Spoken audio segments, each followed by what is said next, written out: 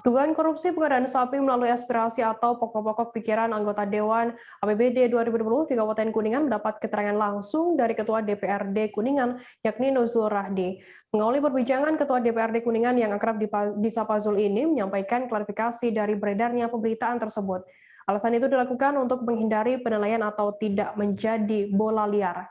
Terkait informasi lebih lengkapnya akan disampaikan oleh rekan wartawan kami dari Tribun Cirebon, ada Ahmad Ripai yang saat ini sudah tersambung bersama kami.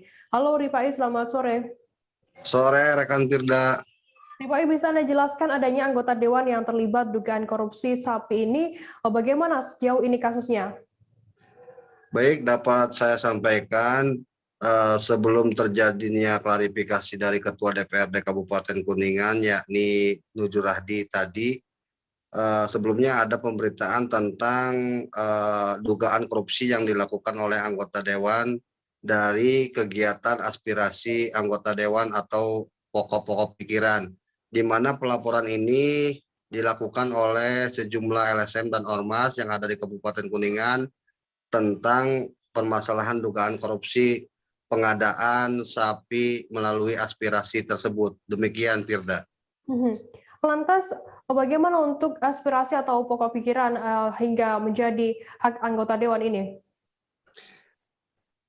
Belum lama diketahui dalam penyampaian oleh Ketua DPRD Kabupaten Kuningan tadi, Pokir ini merupakan hak dan tanggung jawab anggota DPRD yang diatur oleh Permendagri nomor 86. Diketahui juga bahwa pelaksanaan dan hak itu merupakan bentuk pengabdian dan pelayanan terhadap masyarakat yang dilakukan oleh DPRD Kabupaten Kuningan yang muncul dari reses ataupun kegiatan dengan masyarakat yang terjadi pada 3 kali dalam setahun, di mana diketahui pengabulan aspirasi ataupun pokok-pokok pikiran ini atas kebutuhan yang diajukan oleh masyarakat atau konstituen. Demikian, Firda.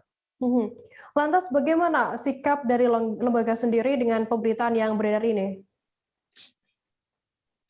Pak Ketua Dewan tadi menyebut bahwa untuk permasalahan ini meminta sejumlah awak media untuk tidak memberitakan yang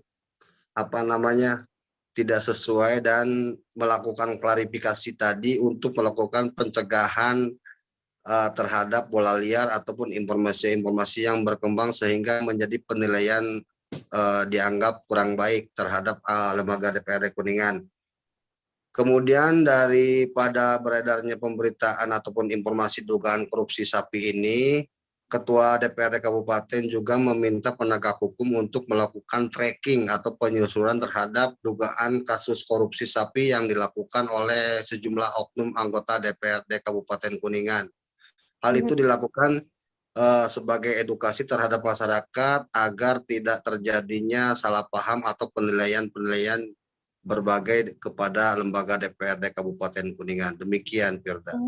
Oke, mencuatnya kabar pemberitaan soal dugaan korupsi ini, apakah saat ini dari Dewan sendiri sudah berkoordinasi begitu komunikasi dengan aparat penegak hukum? Pengakuan daripada Ketua DPRD Kabupaten Kuningan sejauh ini belum mengetahui persis adanya informasi mengenai pemeriksaan yang dilakukan oleh penegak hukum, baik sedang ataupun sudahnya. Ketua DPRD tidak mengetahui persis adanya informasi pemeriksaan oleh penegak hukum terhadap sejumlah anggota DPRD yang tersangkut dugaan kasus korupsi sapi. Namun berbagai penyampaian dan penjelasan tadi sudah diberikan terhadap sejumlah awak media untuk tidak menjadi pemahaman di masyarakat tentang ataupun bola liar, begitu, Firda. Baik, Tribuners, tadi jurnalis kami juga sudah melakukan wawancara dengan Ketua DPRD Kuningan, yakni Nuzul Rahdi terkait hal ini. Berikut liputannya untuk Anda. Nah, justru itu kami ingin kejadian ini atau kalaupun misalnya ada kasus dugaan ini tidak menggeneralisir kepada lembaga, ya.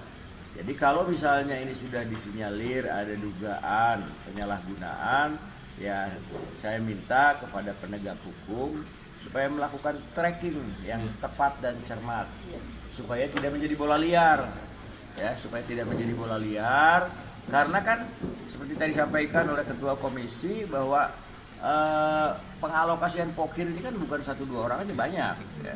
Tapi kan tidak semua orang juga melakukan kesalahan, ya.